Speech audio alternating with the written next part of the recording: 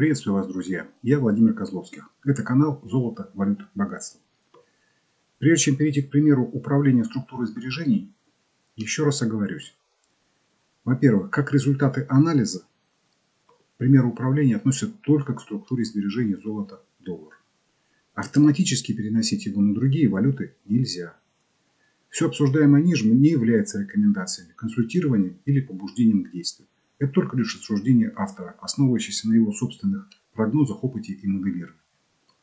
Во-вторых, на данном этапе наша цель – управление структурой сбережений с использованием крайне консервативных инструментов типа депозитов. Поэтому нас не интересуют тенденции короче нескольких месяцев. Поэтому лезть внутрь временных масштабов и рассматривать более короткие тенденции мы не будем. Но результаты и анализа, и примеры управления могут быть полезны и более коротким игрокам, как ориентир возможного варианта определения базовой позиции и базовой структуры капитала. Поскольку сейчас мы смотрим только структуру сбережений золото-доллар, я буду исходить из того, что с наибольшей вероятностью большинство зрителей находится в долларе. Еще раз оговорюсь, у рубля немного похожая ситуация, но не в точности. Ее мы начнем смотреть сразу после этого ролика. Нейтральные позиции, то есть позиции в деньгах, я считаю позиции в золоте. Поэтому все позиции в валютах и в депозитах – это инвестиции из золота в валюты или валютные активы типа депозита или облигаций. Условия инвестирования из золота в другие активы мы будем разбирать, когда будем смотреть фондовые рынки, сырье и недвижимость. По отношению к золоту позиция в валюте как бы внутренняя короткая позиция. В роликах, посвященных нейтральной позиции в золоте, мы это обсуждали подробно. Ссылка на них на экране и под описанием этого видео. Очень коротко, на уровне схемы изложу логику, которая подробно была изложена в предыдущих роликах. Почему деньгами, вернее инвестиционными, но не повседневными деньгами, мы считаем золото. Первое. Золото было общеупотребимыми деньгами несколько тысяч лет. Как минимум до начала 70-х. И далеко не факт, что часть финансовых элит, работающая на рынках сотни лет, думает и действует сейчас по-другому. Второе. С начала 70-х по сегодняшний день золото росло к доллару в среднем на 7-8% в год по сложной ставке. Другими словами, рассчитываться повседневными деньгами удобнее, но хранить в них последние 50 лет хуже. Конкретно в долларе хуже в среднем на 7-8% в год. В рубле гораздо хуже. В следующем ролике начнем выяснять, насколько. Даже если вас сложно чем-либо удивить, это будет не тот случай. И третье. Наиболее вероятный сценарий поведения золота в горизонте 10-15 лет из нашего первоначального глобального прогноза дает оценку нижней границы среднегодового темпа роста золота к доллару в пределах 2,5-3% в год по сложной ставке. Подчеркиваю, это, во-первых, прогноз, то есть наиболее, проговариваю по словам, наиболее вероятный, а не вырубленный из гранита и зацементированный сценарий. Во-вторых, это прогноз среднегодового темпа роста на горизонте 10-15 лет, а не ежегодного роста. На этой фразе я сделал небольшое лирическое отступление о стереотипе, который укоренился в наших мозгах, благодаря Голливуду и всяким прочим рекламно-финансовым агентствам. Подсознательно вы пытаетесь сравнить золото и какой-нибудь актив, например, с недвижимостью или с акциями. Но если вы разумом убедились в том, что золото лучше сохраняет стоимость, чем фиатные деньги, и больше похоже на деньги, то это означает, что золото лучше фиатных валют. И только. Но никто не утверждает, что оно лучше активов. Если бы оно было лучше активов, то с момента, когда его открыли, никто бы ни хрена не делал. Все бы только сидели в золоте и ничего бы не делали. И ничего бы не создали. Поэтому утверждение, которое доказано последними 50 годами, что золото лучше фиата сохраняет стоимость, означает лишь то, что для того, чтобы лучше понимать, как меняется истинная, а не эмиссионная стоимость активов, ее лучше мерить в золоте. И все. Золото не лучше и не хуже активов. Оно просто лучше, чем фиат, сохраняет стоимость. И поэтому является лучшей его мерой. Логично?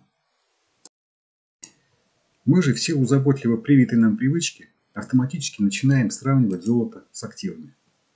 И приходим к выводу, что как бы золото стало стоить дешевле какого-то актива, чем стоило раньше. А иногда дороже. Ну да, конечно. В золоте цены тоже колеблются. В ролике про недвижку я это прямо нарисовал.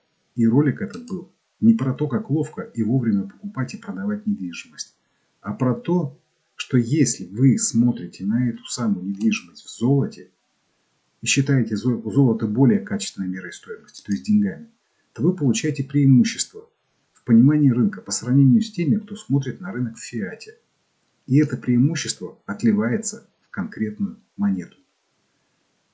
Далее, чтобы акцентировать этот момент, в ролике про то, как увеличить доходность, не меняя стратегии, мы посмотрели две абсолютно одинаковые стратегии покупок и продаж золота, которые отличались только тем, что считать деньгами. Золото или доллар. Других отличий там не было. И эта разница тоже отлилась в конкретную монету, и не маленькую. Это схема логики. Чтобы посмотреть всю цепочку событий, фактов, рассуждений и расчетов в основе этой логики, можно пересмотреть ролики, начиная с истории золота с 1830-х годов и далее почти все ролики, включая о прогнозе на 10-15 лет, о нейтральной позиции, про упомянутую только что недвижку, про взаимосвязь золота с уровнем зарплаты и инфляции и про то же уже упомянутое увеличение доходности без смены стратегии. Тема золота как более качественных инвестиционных денег рассматривается в этих роликах с разных сторон. Ссылки на эти ролики на экране и в описании ролика под этим видео. Дальше, по мере рассмотрения других сегментов рынка, мы будем усиливать доказательства того, что золото является более качественными, средне- и долгосрочными инвестиционными деньгами. А сейчас переходим непосредственно к примеру управления структурой сберегательной позиции золото-доллар на январь 2022 года.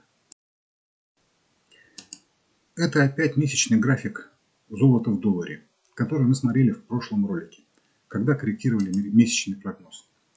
Как мы сейчас определили, позиция в долларе или долларовом депозите в нашей трактовке инвестиция в доллар и нейтральной позиции, то есть из золота. Какова наша логика и мотивация инвестирования из золота в доллар или долларовый депозит? Правильно. Этот актив должен расти в золоте. То есть, исходя из нашего графика, золото должно к нему падать. Именно это в той или иной степени происходило со второй половины 2020 года. Вот отсюда. Золото опустилось к доллару, или другими словами, вырос актив, в который мы инвестировали золото, то есть доллар вырос. Движение было примерно с 1900 1950, вот примерно из этой области будем считать, до примерно 1800-1850, вот примерно до вот этой области. То есть около 100 долларов. Это примерно 5%. Плюс за это время могло бы быть начислено 2-3% процентами по депозиту. То есть потенциально полученный, но пока не зафиксированный доход 7-8%. Пробой вверх уровня 1920 – критерий из нашего краткосрочного анализа.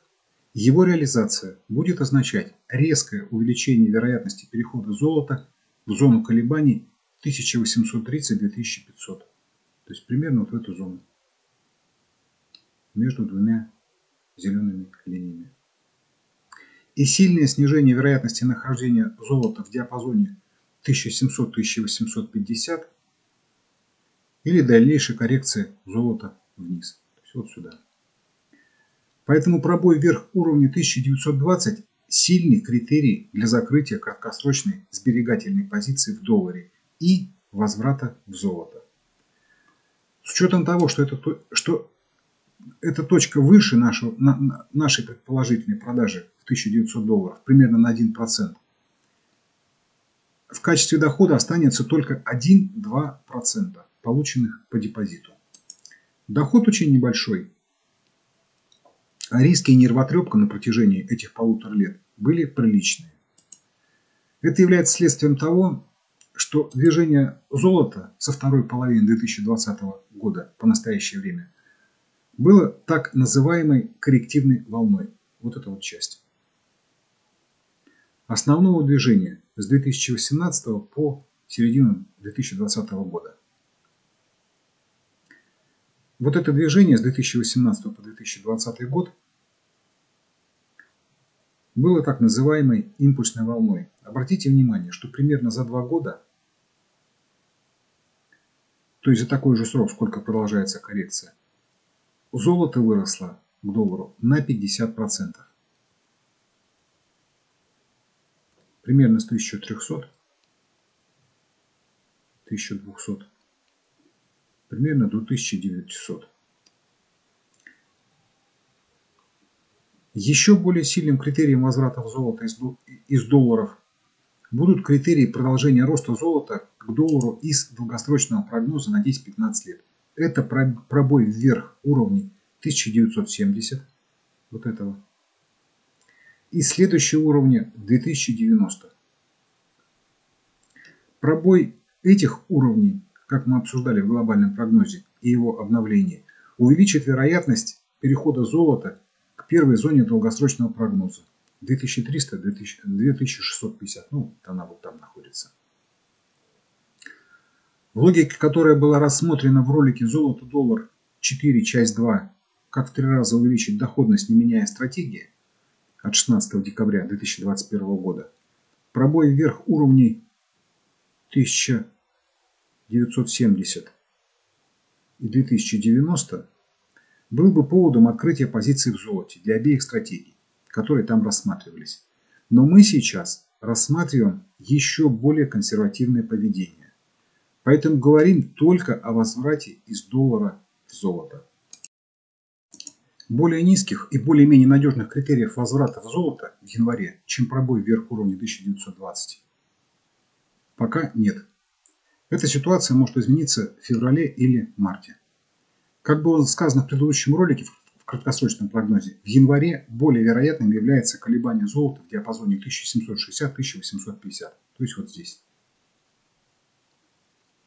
В случае же, если золото опустится ниже этого диапазона и пробьет вниз уровень 1670, вот здесь, то это как минимум знак к тому, чтобы оставаться в долларе и, может быть, открыть депозит в долларе на 3-6 месяцев. В этом случае высокая вероятность имеет проход золота до зоны 1500-1600, вот сюда. Если пробой 1670 произойдет, то примерно вот в этой зоне и нужно будет смотреть новые критерии возврата в золото. Но условия безусловного возврата в золото, то есть пробой вверх уровня 1920, будет оставаться в качестве страховки на случай, если золото не опустится сильно после пробоя вниз уровня 1670, а попляшет, развернется и пойдет обратно вверх. Такая возможность тоже есть. Такая неопределенность и размазанность анализа – это потому, что мы находимся в коррективной волне против двух основных движений.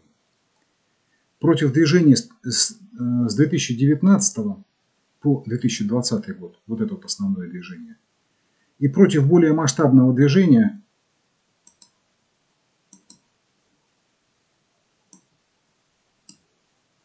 с 2000 года по настоящее время. Вот это вот второе масштабное движение. Предсказуемость вот этой вот коррективной волны, в которой мы находимся, на предмет движения вниз, именно вот на предмет движения вниз, в тех временных масштабах, на которых мы планируем свои действия, достаточно низкая. Чтобы попытаться работать на движении вниз, если оно начнет развиваться, необходимо работать как минимум в еженедельном режиме, на тенденциях в несколько недель. А мы работаем с большими масштабами, определяющими общую структуру сбережений. Это показывает разницу между так называемыми спекулянтами и инвесторами. На самом деле этой разницы нет. И те, и другие надеются поэксплуатировать благоприятные для себя изменения цен, но в разных масштабах. То, что для краткосрочного инвестора, который ориентируется на краткосрочные колебания, потенциальная возможность заработать, долгосрочный инвестор просто пропускает.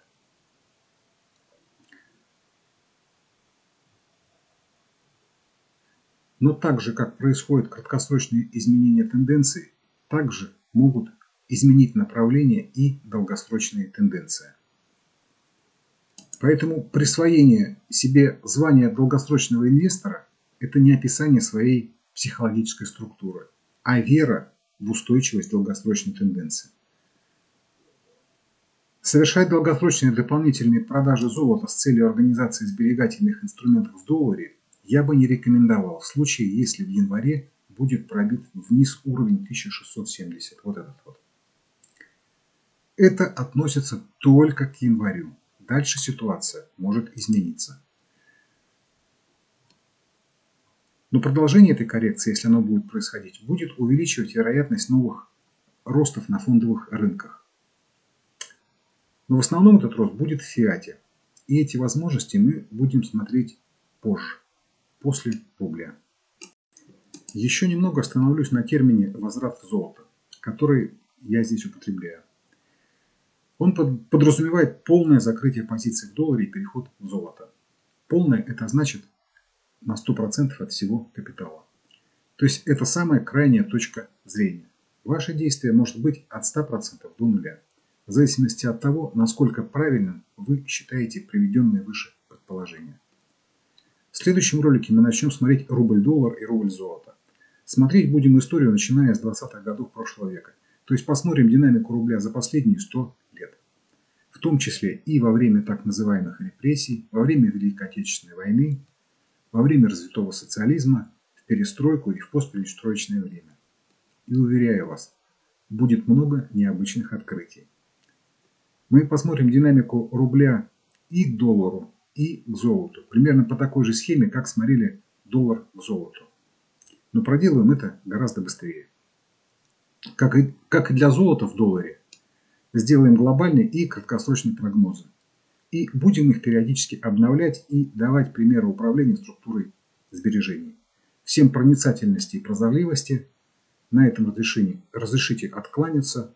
И до встречи на нашем канале.